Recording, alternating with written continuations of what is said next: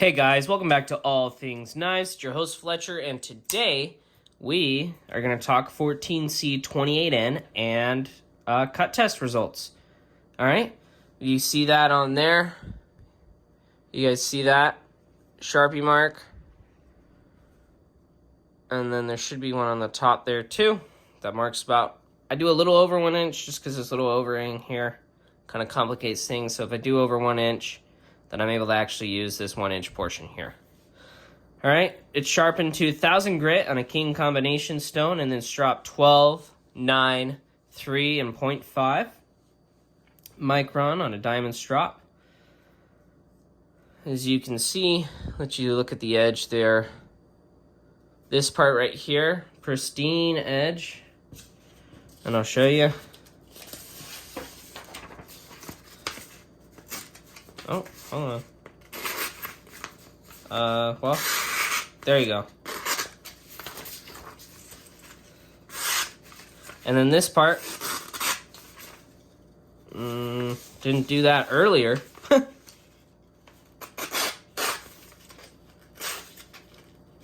Hold on, let's see. Sorry, I'm kind of... Okay. Okay. I was like, holy cow. Okay, let's put that to the side. That was the testing regimen. It is catching, and there is a burr. This one really surprised me. I compared it to other cut test data from Tom, Steve, and Gerald, and holy cow. I think this did more than all of theirs. So let's go ahead and cut to the footage of me cutting, and then we'll talk results, all right?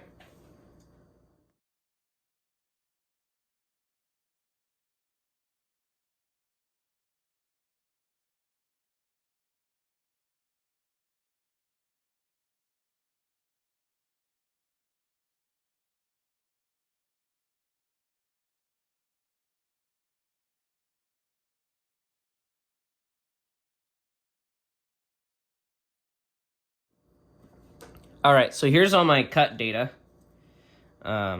This is how I keep track of it. Okay, this was the inches, and then I added it. Okay, so fine.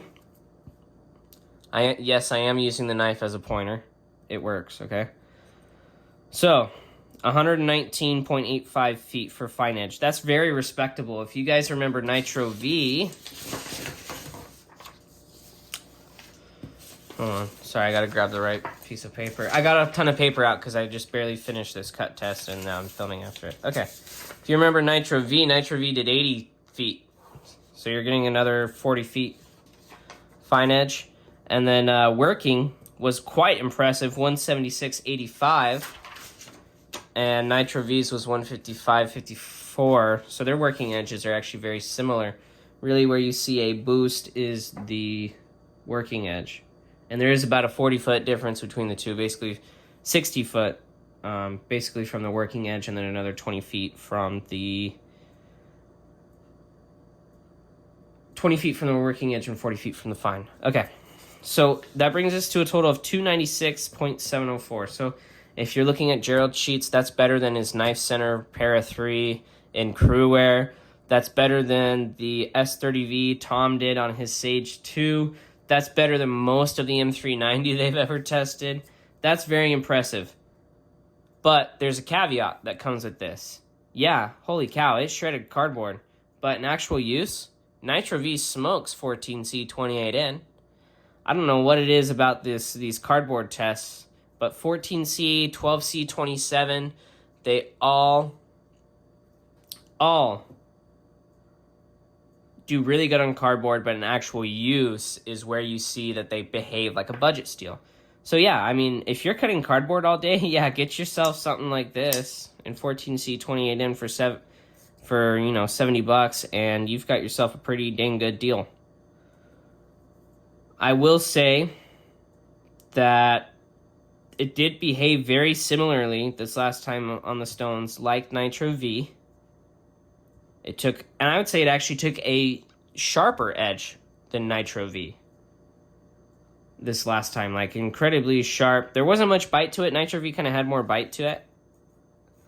Yeah, Nitro V does have more bite to it. Just feeling this edge now. Nitro V definitely has more bite to it. And I'm thinking that this inflated number here has to do with the fine grain structure of 14C28N.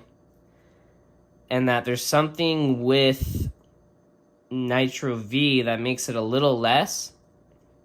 I would actually like to see the Rockwell, but John's Nitro V, right, does like 240, 250, and it's 61 Rockwell. So this is right in there. This is what I want to see the HRC on this. I want to see the HRC on this to see what it is at. Just curious to give a benchmark, because crazy thing, what if this is 58? And then you get some people who run 14C. I mean, I believe you can run it all the way to 63 if you want. What if this is an example of 60 plus? You know, because they advertise 58 to 60, but you know how those ranges can go plus or minus. What if this is actually a plus since it's higher than all the others? What if this is over 60? What if this is closer to 61? It'd be very interesting to see. This somewhat surprised me, the fact that it was more than everyone else's, but I kind of expected this, viewing the other testing results, that it would perform high. But if you ask anyone else in actual everyday use, the Super Steels beat this out. And what I really think it has to do is with the fine grain structure and the way that it reacts with a material such as cardboard. I mean, that's nothing to scoff at. I mean, 296, if your job is to break down cardboard all day and you're making really repetitive cuts, get you some 14C28N. It's easy to maintain, strops, and it does a really nice job. In actual use, I would take Nitro V over 14C28N. But, okay, this is the 14C28N test video. You can see all of this. You can count this up yourself if you want to. I mean, you should get that. I used the same calculator I used for my calculus and statistics class, so this thing hasn't failed me yet. All right. Thanks for watching, guys. Leave your thoughts down below. Subscribe if you're not subscribed. Talk about your daily use of 14C28N. Let's get a little conversation going. As always, thanks for watching, guys. Stay sharp.